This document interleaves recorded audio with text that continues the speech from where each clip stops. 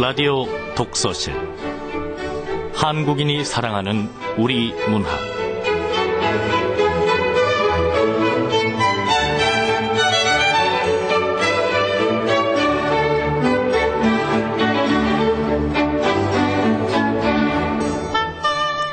안녕하세요. 아나운서 김경란입니다.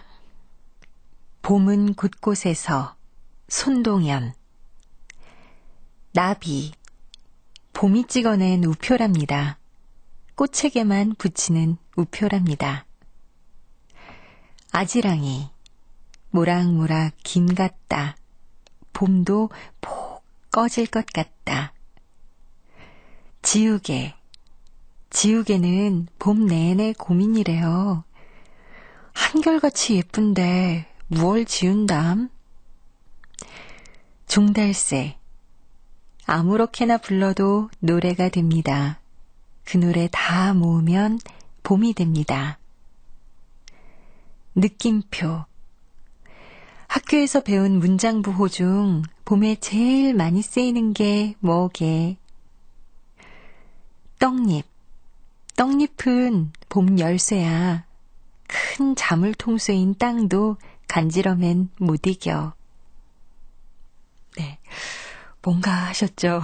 손동연 시인의 봄은 곳곳에서 라는 동시입니다.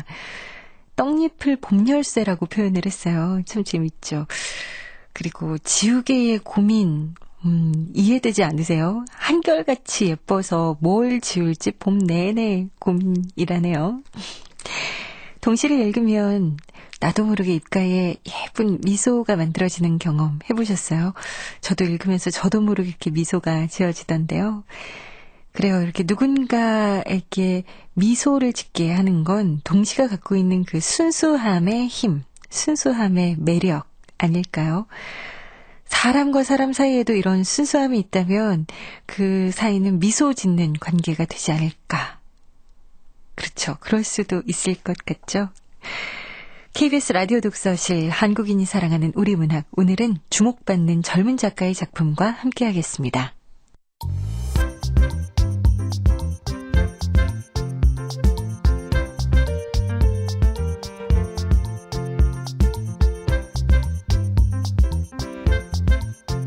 소리로 만나는 책 라디오 독서실 한국인이 사랑하는 우리 문학을 김경란 아나운서와 함께 만나봅니다.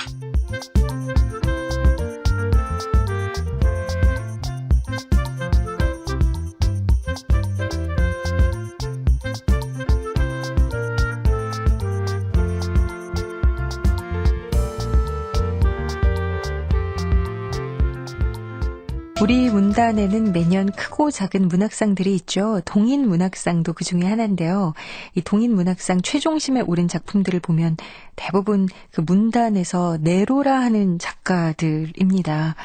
그런데요, 2004년에 등단한 신예 작가가 최종심에 올라서 화제가 되고 있는데 바로 소설집 천사들의 도시를 쓴 조혜진 작가입니다.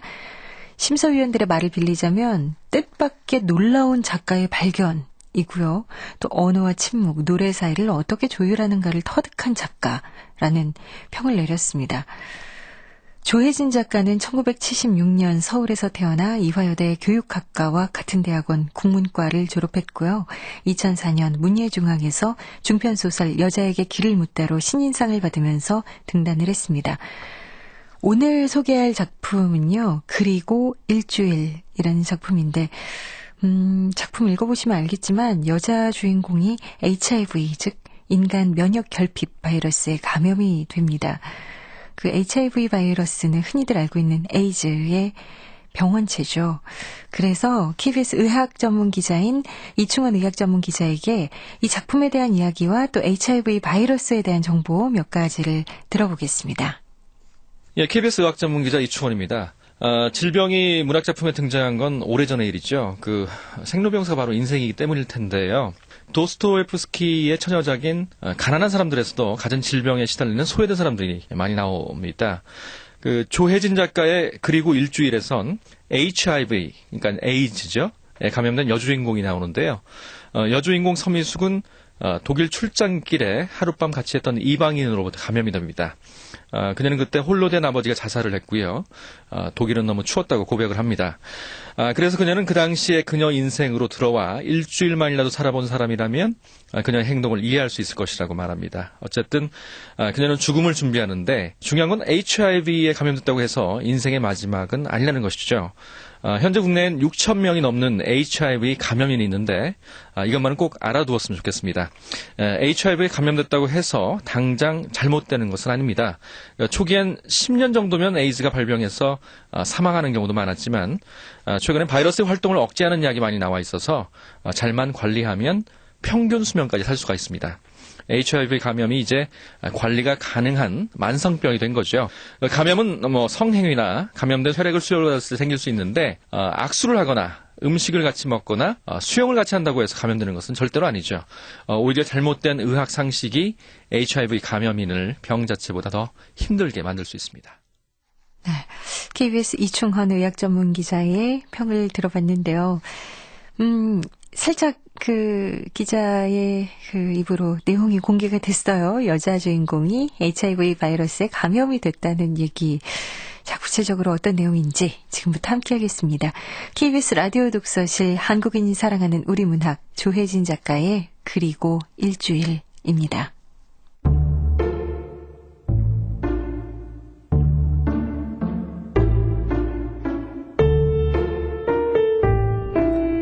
그리고 일주일. 조혜진.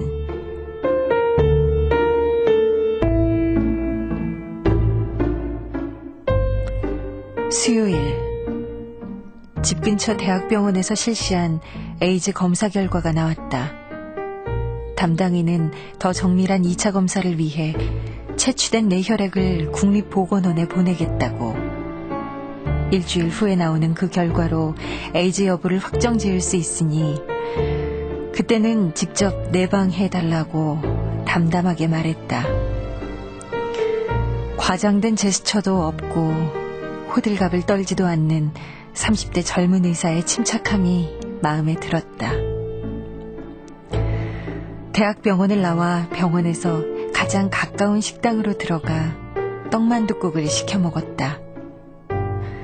식사를 끝낸 후엔 가방에서 물티슈를 꺼내 내가 사용한 숟가락과 젓가락을 꼼꼼하게 닦았다. 식당을 나와 집까지 걸어서 가는데 제법 서늘한 바람이 불었다.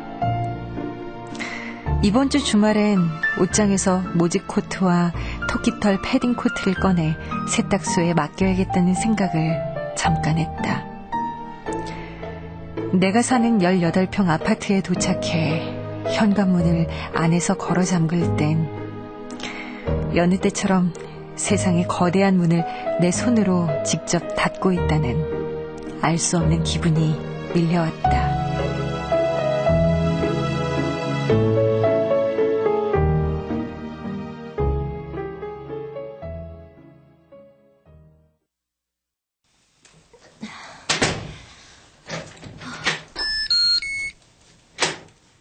보조기까지 걸어둔 후 돌아서자 센서 등이 켜졌다. 이제야 무대뒤로 내려온 듯한 안도감, 혹은 세상 밖 여분의 공간으로 내몰린 것 같은 허전함. 이곳으로 들어오는 그 순간의 감정은 언제나처럼 규정하기 힘들었다.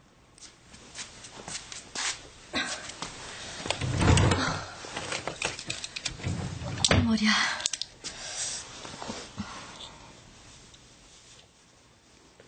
머리가 아파 책상 서랍에서 아스피린을 꺼내 먹었고 새벽 1시까지 30초에 한 번씩 채널을 돌리며 텔레비전을 보다 소파에서 잠이 들었다.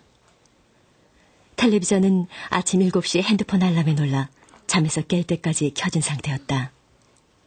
채널은 아침 뉴스를 방영하는 KBS 1에 맞춰져 있었고 평소대로 깔끔한 슈트를 차려입고 빈틈없이 또박또박 기사를 읽어가는 애를 나는 한참 동안 물끄러미 쳐다보았다. 오늘의 주요 뉴스입니다. 북한이 군 통신선을 차단하면서 당장 개성공단 인력 소통에 차질을 빚고 있습니다. 어제 왔어야 할 인원이 돌아오지 못했고 조업에도 차질을 빚고 있습니다. 월드 베이스볼 클래식에서 우리나라가 일본을 꺾고 2차전 패배를 서력했습니다. 우리나라는 3승 1패로 조 1위가 돼 오는 16일 샌디에고에서 B조 2위와 본선 1차전을 치릅니다. 이 시대의 태반이 백수라는 단어가 실감날 만큼 청년 실업이 심각합니다.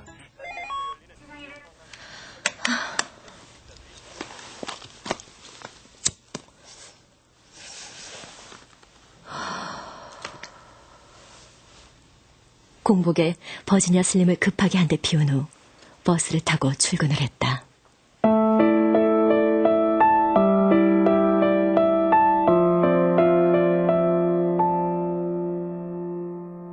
목요일, 원두커피와 시나몬 향과 실장만이 10분 이상 떠들어대는 아침 회의. 쉴 틈 없이 울리는 전화벨 소리와 복사기와 프린터의 토너 돌아가는 소리로 하루는 시작된다. 내가 맡은 프로젝트의 진행 과정 및 보충 안건을 문서로 보고하라는 상사와 공문이나 홍보 브로셔의 초안을 봐달라고 부탁하는 신입사원들을 상대하다 보면 오전 시간은 금세 지나가게 마련이다. 점심시간에 직원들을 따라 회사 앞 김치전골 전문 식당으로 갔다.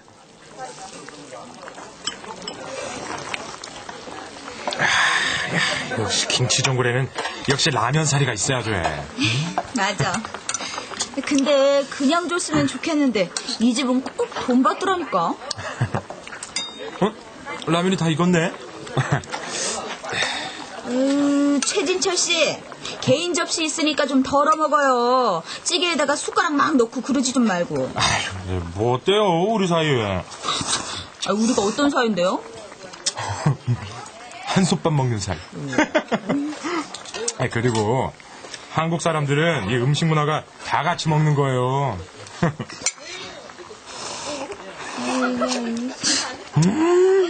아, 좋다. 근데 서 과장님은 왜 안 드세요? 아, 네. 입맛이 좀 없어서. 의사가 땀이나 체액은 전혀 위험하지 않다고 그랬지만 아무 일 없다는 듯 직원들과 김치전골을 먹을 순 없어. 죄책감 때문이 아니라 이런 죄책감을 느끼는 나 자신을 감당할 자신이 없다고. 왜요, 과장님? 미안해요. 갑자기 배가 좀 아파서. 맛있게들 먹고 오세요. 갑자기 배가 아프다고 둘러대며 식당을 나와 제과점에서 샌드위치와 우유를 사들고 다시 사무실로 들어갔다. 오후 2시쯤엔 내가 맡은 홍보 프로젝트에 해당 회사에서 직원 몇이 왔고 나는 노트북과 빔 프로젝트를 연결하여 일주일 동안 매달렸던 기획안을 프리젠테이션 했다. 반응은 아주 좋지도 심각하게 나쁘지도 않았다. 프레젠테이션이 끝난 후 맥주라도 한잔하자며 의견을 타진해왔지만 나는 내가 취할 수 있는 최대한의 정중함과 예의로 어렵게 거절의 의사를 밝혔다. 서 과장님도 같이 가면 좋을 텐데 퇴근 후에 약속 있으세요? 네, 미안해요. 아쉽다. 뭐 할 수 없죠 뭐. 우리끼리라도 가야지. 수 과장님, 안녕하십니까? 영업사원이잖아? 아, 네. 카드 필요하십니까? 남자의 목소리에선 도를 믿으십니까? 혹은 구원을 원하십니까? 같은 말들이 가지는 어떤 결의까지 느껴졌다. 40대 중반쯤으로 보이는 남자는 영업사원을 하기엔 표정이 너무 단조로웠고 얼굴색은 창백했다. 카드 필요하십니까? 네, 하나 만들어주세요. 예. 이 서류에 몇 가지만 적어주시면 됩니다. 나 커피 마실 건데 차 한잔 할래요? 예? 차 한잔 하겠냐고요. 예. 좋죠. 저쪽에 휴게실로 사용하는 다용도실이 있어요. 예. 나는 남자를 냉장고와 싱크대, 커피 메이커와 정수기 등이 갖춰져 있는 다용도실로 데려갔다. 다용도실엔 다행히 사람이 없었다. 문을 안에서 잠그고 환풍기를 켠 다음 창문까지 열어놓은 후 들고 온 손지갑에서 담배 케이스를 꺼냈다. 남자는 테이블에 앉아 내가 담배를 피우며 커피를 타는 것을 묵묵히 지켜봤다.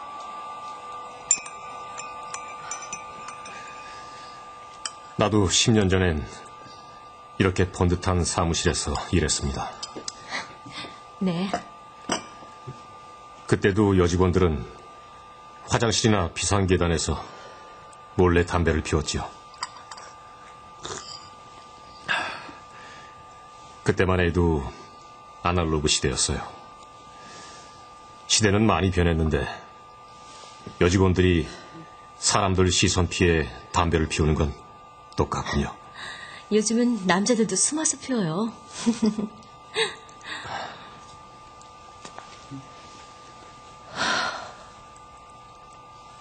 저기 뭐 하나 여쭤봐도 될까요? 표정으로 봐선 카드 한도액이나 할인 혜택에 대한 질문은 아닌 것 같군요. 정말 그냥 궁금해서 물어보는 거니까 오해는 마세요. 대체 뭔데 그럽니까? 남자가 조금은 어리둥절한 얼굴로 나를 빤히 건너다봤다. 문득 제3자로부터 지금 내 상황에서 내가 어떤 행동을 해야 하는지에 대해 객관적인 얘기를 듣고 싶었다. 처음부터 그럴 의도가 없었음에도 나는 곧이어 4년 전 독일에서 있었던 일과 최근 만성감기로 병원을 찾았다가 뜻하지 않게 듣게 된 내 몸의 변화를 솔직하게 털어놨다. 내가 왜 오늘 처음 만난 중년의 사내에게 이런 뜻하지 않은 고백을 하는 건지 나 스스로도 납득이 되지 않았다. HIV 바이러스라. 에이즈. 일주일 후에 정확한 결과가 나오겠지만 아마 맞을 겁니다. 이 상황에서 전 뭘 해야 할까요? 아가씨는 여기서 무슨 일을 합니까? 홍보 대행업을 하죠. 이봐요. 나도 글은 읽을 줄 알아요. 여기가 홍보 대행 회사란 건 현판에서 이미 보고 들어왔습니다. 내 말은 구체적으로 무슨 일을 하느냐 이겁니다. 기업 이미지에 맞게 광고 마케팅 전략을 세우고 온오프 광고의 컨셉도 조율하고 보도기사를 작성하기도 하고 그 외에 홍보 소스를 개발하기도 하고요. 참 재미없는 일을 하는군요. 그런 편이죠. 최근에 들어본 말들 중에서 가장 진실에 가까운 명쾌한 진단이네요. 재미없는 일. 전 재미없는 일을 10년째 하고 있고요. 내가 아가씨라면 우선 일을 그만두겠어요. 아참, 커피 고마웠습니다.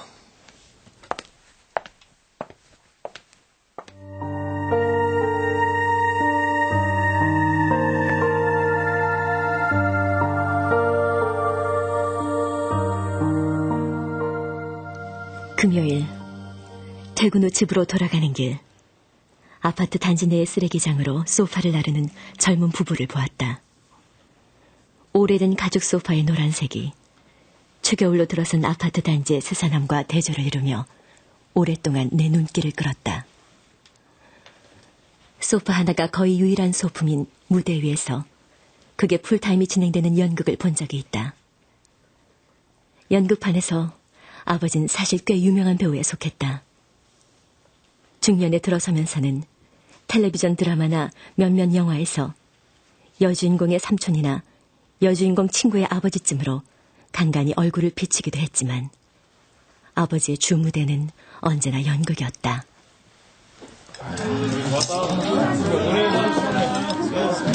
자, 배우분들 수고하셨고요. 네, 저 뒷부리는 이어 삼겹살집에서 하겠습니다. 네. 분장 지으신 분들은 저 같이 움직이죠? 네. 서 선생님, 아직 멀었어요?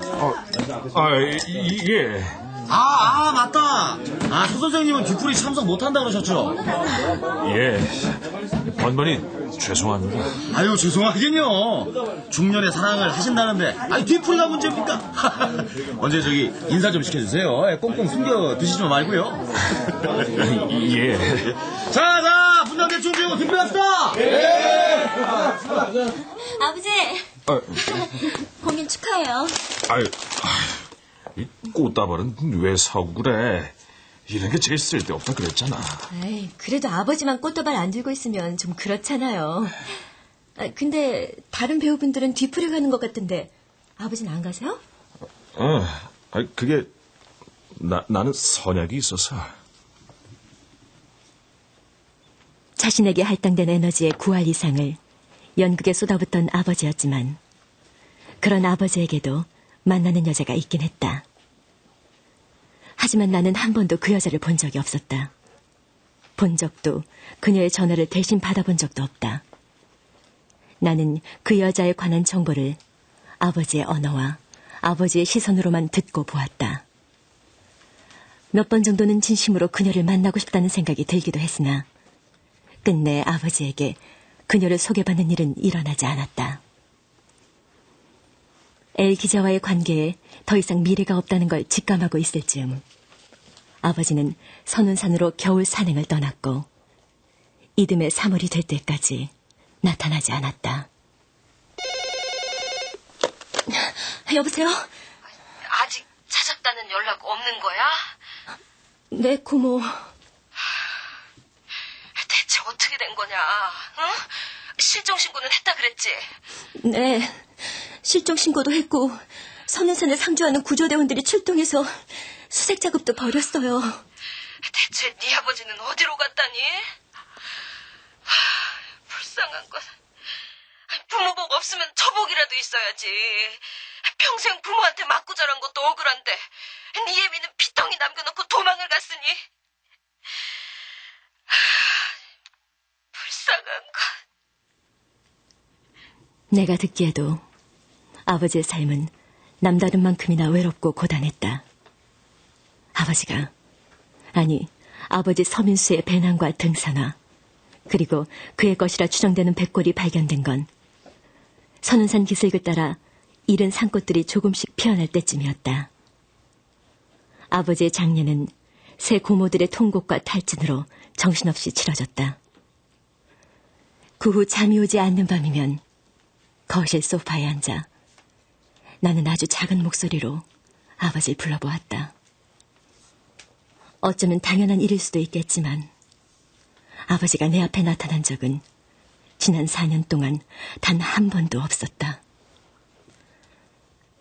침착한 의사에게서 에이즈 양성 판정을 받았던 이틀 전 밤에도 아버지는 객석 저편에서 뚜벅뚜벅 걸어 나오지 않았고 무대 바닥을 기어다니는 내 어깨를 잡아주지도 않았다.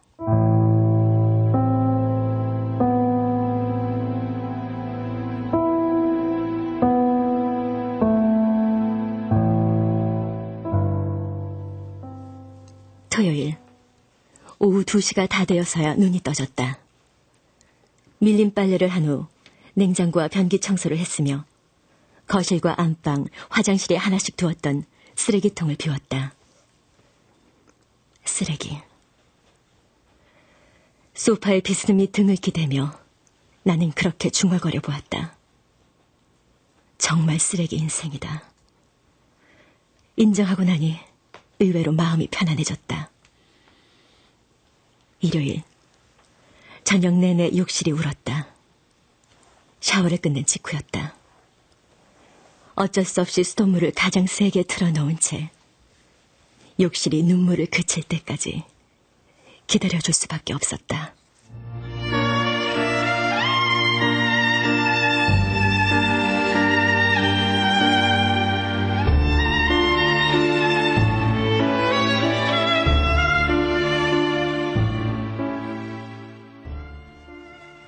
월요일 컴퓨터를 끄고 천천히 퇴근 준비를 하고 있는데 행정팀 직원이 다가와 말한다. 서 과장님, 오늘 김 실장님이 한턱 쏜다고 그러네요. 월요일부터? 웬일로요? 실장님이 이번에 대치동에 있는 아파트로 이사 가시잖아요. 드디어 강남권으로 입성하게 됐다고 그 기념으로 쏘는 거래요.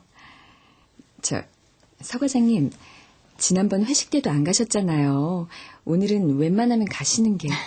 알았어요. 고마워요.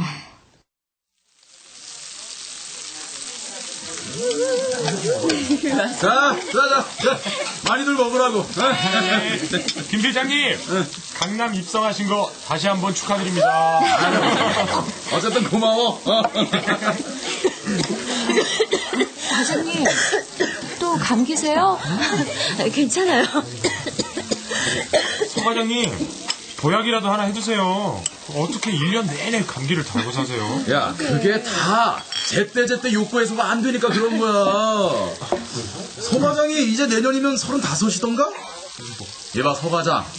내년엔 적당히 눈 낮춰서 꼭 시집 가. 어? 사람이 말이야. 그렇게 억제만 하면 안 되는 거거든. 저런 말도 일종의 언어 성폭력이야.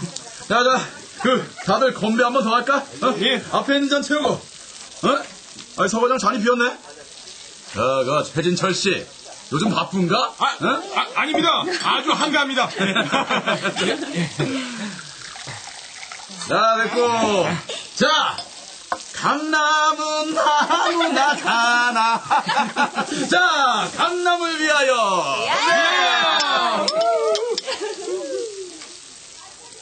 술은 고작 소주 2잔만 마셨을 뿐인데도 구토할 것 같은 울렁거림이 계속되고 있었다. 모간이 따끔거리고 온몸에선 미열이 나며 입안은 바짝 말라가는 지겨운 증상. 주변 사람들이 내 몸에 심상치 않은 병색을 확신하게 될 날은 어쩌면 생각보다 일찍 찾아올지도 모르겠다. 8시 30분을 가리키는 맞은편 벽시계를 건너다 보다가 나는 은근슬쩍 자리에서 일어났다. 신 과장님, 가시게요? 아니요, 화장실 좀. 최진철 씨, 네. 김 실장님 잔 비웠는데요? 예. 한가한 최진철 갑니다요. 실장님. 이거 뭐야? 나는 숯불갈비집을 나왔다. 찬바람을 쐬니 한결 기분이 나아졌다. 택시는 쉽게 잡혔다. 택시가 아파트 단지 입구에 도착할 때까지 나는 깜빡 잠이 들었다. 선잠 속에서 나는 4년 전 독일 프랑크푸르트의 3급 호텔로 들어가고 있었다.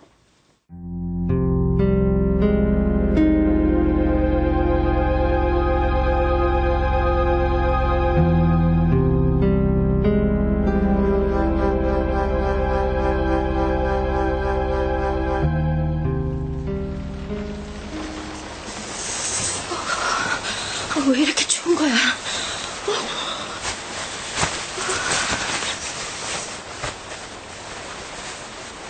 비가 와서인지 아버지의 장례를 마치고 얼마 되지 않아 컨디션이 바닥이었던 탓인지 4월 초에 독일은 너무도 추웠다. 다음 날은 독일 지점에 나와 있는 클라이언트를 만나야 했으므로 잠을 설쳐선 안 되는 상황이었다.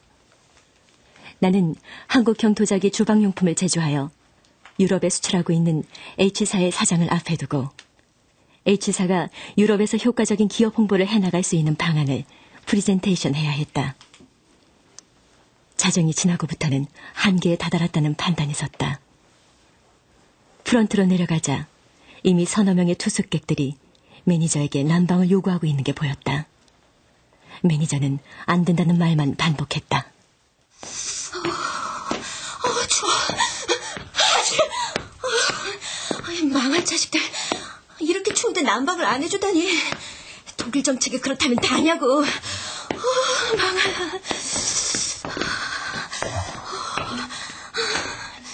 망할. 누구? You want this? 그에게선 술 냄새가 났고 두 눈은 초점 없이 흔들렸다.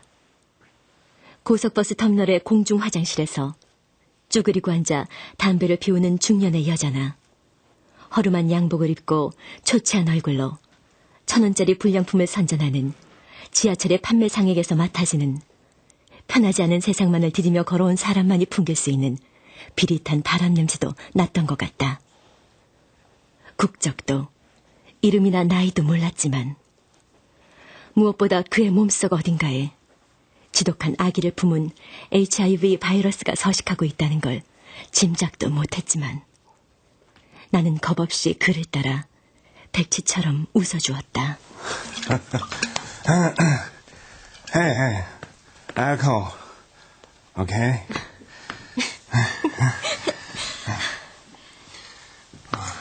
This room? Yes. Yeah.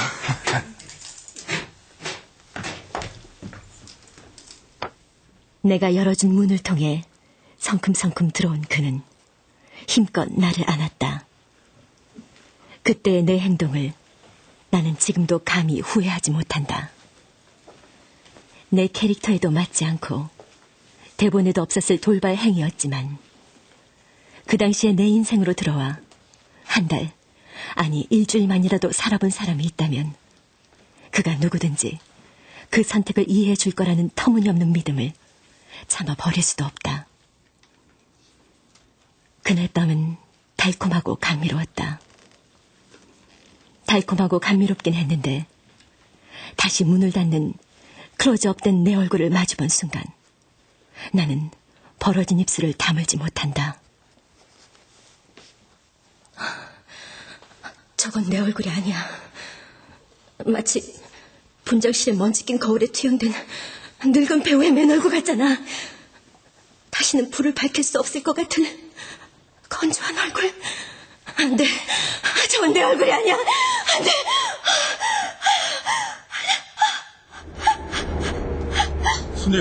손님, 다 왔는데요? 네.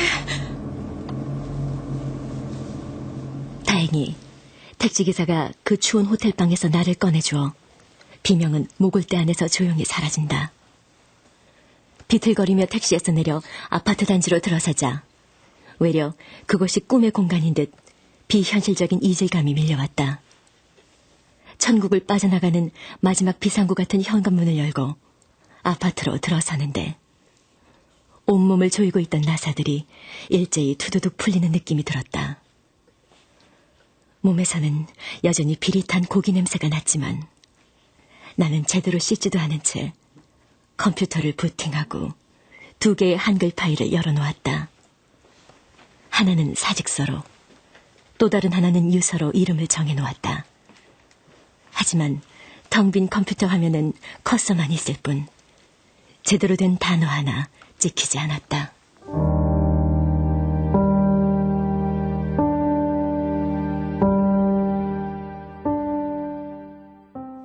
화요일.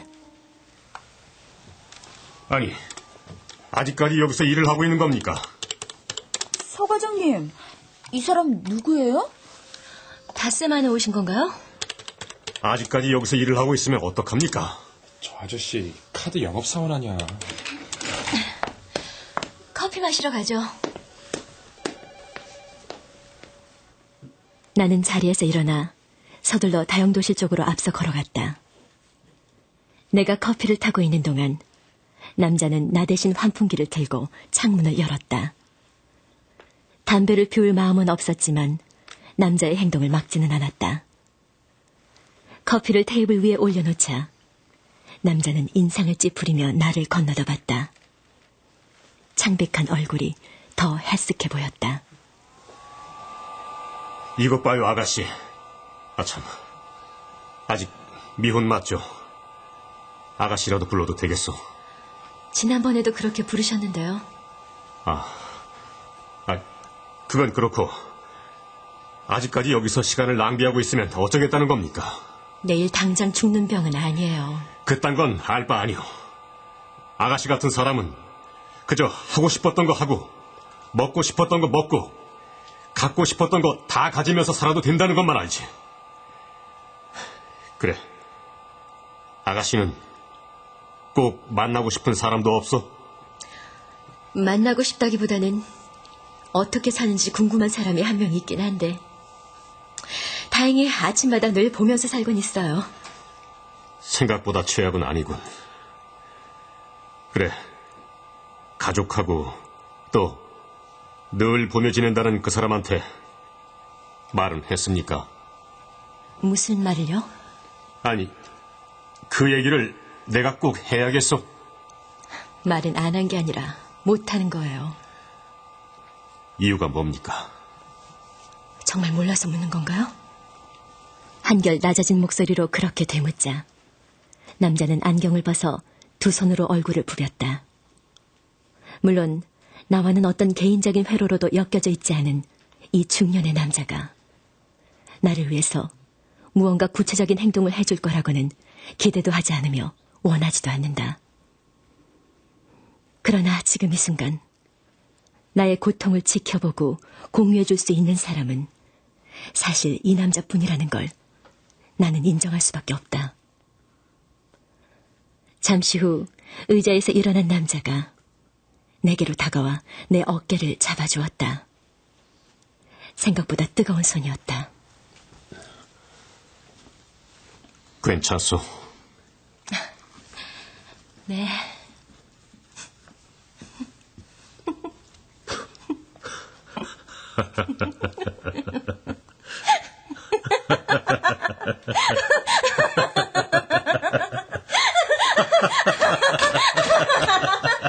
무슨 일이에요?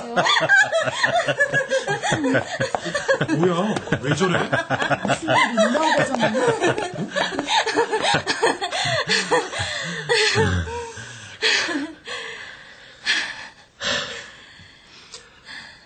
자, 악수. 웃음이 잦아들고 다용도실의 문을 열어보는 직원들이 점점 많아지자 남자는 의자에서 일어나 악수를 청했고 나는 기분 좋게 남자의 손을 잡아주었다. 우리는 곧 다용도실을 나와 각자의 길을 걸었다. 남자는 출입문 쪽으로, 나는 내 책상 쪽으로. 파티션 안으로 들어가 자리에 앉으려는데 신입사원 한 명이 마침 사무실을 빠져나가는 남자 쪽을 힐끔거리며 내게 묻는다. 서 과장님, 저분 누구세요? 카드 영업사원인데 에이즈 환자래요. 불쌍해서 카드 하나 만들어줬는데 자꾸 찾아오네. 에이즈 환자요? 방금 그 남자가 에이즈 환자라고요? 말도 안 돼. 경비실은 대체 뭐야? 제가 지금 당장 경비실에 말해놓을 테니까 과장님 저 사람 또 찾아오더라도 다시는 상대하지 마세요. 네? 경비 아저씨! 황급히 사무실을 뛰쳐나가는 신입사원의 뒷모습을 눈에 핏발이 서도록 노려보다가 나는 천천히 의자에 앉았다. 오후 시간은 다행히 빨리 흘러갔다. 식은 커피를 마셨고 홍보기사를 처음부터 다시 읽은 후 수정한 내용을 담당 기자에게 이메일로 보냈다.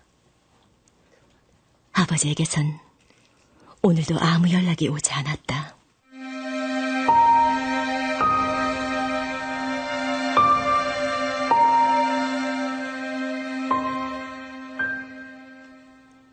수요일, 실장에게 입사 이후 처음으로 조퇴를 하고 싶다는 말을 꺼냈다. 도로의 정체가 시작될 때쯤엔 경부고속도로를 타고 양재 톨게이트를 지나 아버지가, 아니 세상 모든 사람들이 아버지의 것이라 믿고 있는 그 한 줌의 채가 안치된 용인 쪽으로 가기로 했다.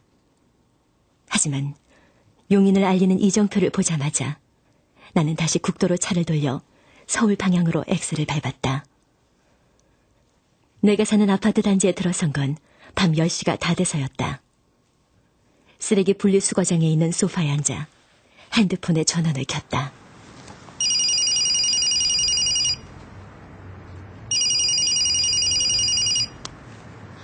여보세요?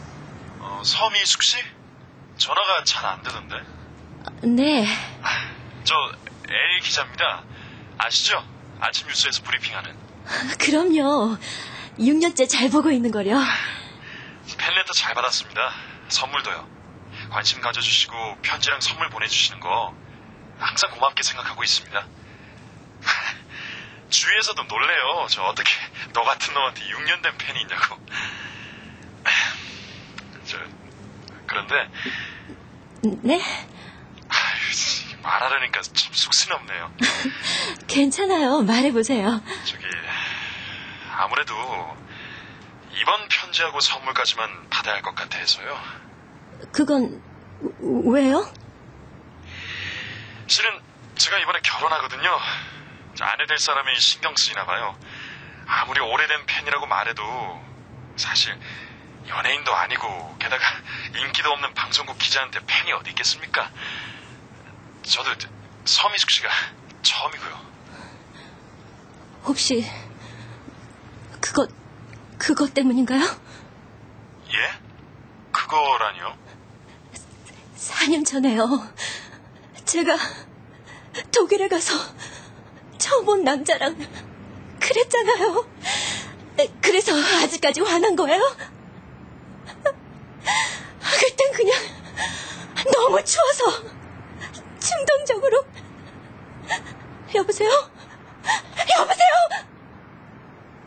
전화는 이미 끊겨 있었다. 더 이상의 소통을 거부한 채 액정 안쪽으로 찰칵 조명을 꺼버린 핸드폰을 나는 다만 무표정한 얼굴로 한참 동안 내려다봤다. 잠시 후 핸드폰의 전원을 끈 후 옷에 묻은 먼지를 툭툭 털며 소파에서 일어나려는데 가로등에 역광을 받은 길쭉한 그림자 하나가 보였다. 그는 내 뒤에 서 있을 터였다. 그가 누구인지 나는 이미 알고 있었다. 지금은 집으로 돌아가 세상의 문을 걸어 닫은 후 오늘분의 무대를 정리하고 커튼을 내려야 할 시간이다. 아파트로 들어가 현관문을 잠그며 세상의 문을 함께 닫았고 책상 서랍에서 아스피린을 꺼내 먹었으며 소파에 앉아 30초에 한 번씩 채널을 돌리면서 텔레비전을 보았다. 잠들기 전 이번 주말엔 꼭 모지 코트와 토끼털 패딩 코트를 세탁소에 맡겨야겠다는 다짐을 새로이 하였다.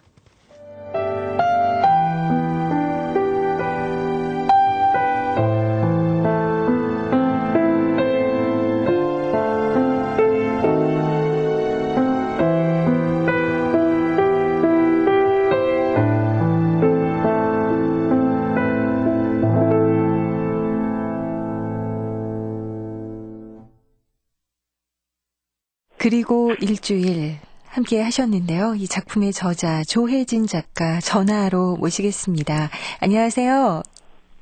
네, 안녕하세요. 네, 반갑습니다. 지금 지금 이렇게 전화의 그 시차도 약간 느껴지는데 좀 멀리 계시다고 들었어요. 어디 계신 거예요? 네, 저 지금 폴란드에 있습니다. 네. 예, 그러시군요. 폴란드. 근데 요즘 작가분들이 외국에 이렇게 많이들 나가시더라고요. 네네. 예, 조혜진 작가는 무슨 일로 폴란드에 계신 건지 궁금하네요. 뭐 작품 준비하시느라고 가신 건가요? 여기 폴란드에 포즈난이라는 도시가 있는데요. 네. 포즈난에 아담 미츠키비츠 대학교가 있어요. 예, 그 대학교 한국어학과에서 한국어 강사로 1년 계약으로 일하러 왔고요. 그러시군요. 물론 전혀 다른 공간에 왔으니까 다른 느낌으로 소설을 쓰고 싶다는 욕심도 있었습니다. 그러시군요. 또 그곳에서 또 한국어를 가르치시는 일을 또 하고 계신 거네요. 네네네. 그래요. 근데 좀 먼 거리만큼이나 이 전화 상태도 굉장히 좀 멀게 느껴져서 상태가 안 좋은 점 우리 애청자들의 양해를 제가 바라겠습니다. 그나저나 저희가 이제 그리고 일주일 작품을 함께 들어봤는데 무엇보다도 소설이 끝난 그 이후에 어떻게 됐을까 굉장히 궁금해지거든요. 네네. 그 서민숙 씨가 혹시 뭐 이렇게 그냥 생을 포기하셨다거나 스스로 뭐 그러진 않으셨을까. 좀 왠지 막 마음이 쓰이네요. 어떻게 되셨나요? 아니, 전혀 그런 결말은 전혀 생각하지 않고 썼고요. 아마 씩씩하게 잘 살 것 같아요. 그래요. 저희도 그렇게 좀 생각을 하면서 이 책장을 덮고 싶네요. 그리고 일주일 이 작품을 통해서 조혜진 작가가 그 독자들에게 전하고 싶은 이야기는 무엇인지 직접 저자로서 얘기를 좀 해주세요. 네. 그리고 일주일의 주인공은요, 사실 겉으로는 굉장히 평범하고 또 사회생활도 남들이 보기에는 그럭저럭 잘하고 있는 그런 어디서나 볼 수 있을 것 같은 직장 여성이에요. 그런데 그런 직장 여성이지만 우리가 알지 못하는 곳에 있을 때, 혼자 있을 때는 또 굉장히 상처가 많은 인물이거든요. 그래서 뭐 아버지 죽음이라든지 스스로도 어찌하지 못하는 짝사랑이라든지 그런 상처가 많이 있는데, 물론 에이즈라는 병도 이제 새로 생겼고요. 저는 그래서 이 작품을 통해서 아마 아무도 모르지만 혼자서는 많이 외롭고 슬프고 또 괴로운 우리들의 모습, 우리도 모두 그런 모습이 있잖아요. 그런 모습을 좀 보여주고 싶었던 것 같아요. 이 작품 중에 이런 부분이 있어요. 하지만 그때의 내 행동을 나는 지금도 감히 후회하지 못한다. 내 캐릭터에도 맞지 않고 대본에도 없었을 돌발 행위였지만 그 당시에 내 인생으로 들어와 한 달, 아니 일주일만이라도 살아본 사람이 있다면 그가 누구든지 그 선택을 이해해 줄 거라는 터무니없는 믿음을 참아 버릴 수도 없다. 그래요. 어쨌든 그 일 때문에 에이즈에 걸렸지만 그래도 이렇게 후회하지 않는다는 게 누가 생각하더라도 그때 내 심정을 이해해 줄 수밖에 없을 거야 라고 생각하는 그만큼 그 상황이 힘들었다는 얘기인 건가요? 예, 그런 생각으로 쓴 문장인데요. 사실 소설을 쓸 때 저는 좀 직접 화법을 잘 안 쓰는 편이에요. 그래서 슬프고 괴롭고 뭐 그런 일이 있어도 그렇게 말하는 방식을 좀 피하는 편이어서요. 그 문장도 독자분께서 읽으면서, 그 문장으로 읽으면서 머리로 아는 것이 아니라, 그 장면을 상상하면서 또 그 문장의 여백에서 좀 생각하시면서 그 감정을 마음으로 느꼈으면 하는 마음으로 좀 이렇게 감정을 최대한 숨기면서 써본 문장입니다. 그러시군요. 실은 저 이 문장 읽고 좀 깜짝 놀랐었어요. 왜냐면 저도 항상 과거에 아찔했던 경험이나 사실 후회되는 그런 일들이 있을 때마다 그래, 그 당시에 나는 그럴 수밖에 없었던 것 같아. 그때 나는 그럴 수밖에 없었을 거라는 걸 아마 다른 사람도 이해해 줄 수 있지 않을까? 이런 생각을 해본 적이 있거든요. 그래서 이 문장 읽고 사실 깜짝 놀랐었어요. 예. 그 에이즈 걸린 그 여주인공 그 심리를 보면 상처가 커서 오히려 담담하게 행동을 해야 한다고 해야 하나요? 이렇게 뭔가 굉장히 그 감정을 가라앉히지 못하고 막 표현만 하고 이런 게 아니라 상당히 절제된 뭔가가 느껴졌거든요. 예, 이렇게 누구든지 좀 뜻하지 않은 병에 걸릴 수 있죠. 어떤 상황이 어떻게 내 인생 앞에 펼쳐질지 모르니까. 그런데 그런 상처가 생겼을 때 받아들이는 방법은 아마 사람마다 조금씩 다를 거예요. 그렇죠? 네네. 좀 전에 말씀드린 것처럼 저는 좀 절제를 하면서 많이 쓰는 그런 신문 같은 게 있는데요. 이 소설에서 그 에이즈라는 병도 여주인공에 찾아온 비극적인 고통 중에 하나지만, 사실 이미 그 여주인공에게는 상처가 많았던 사람이었어요.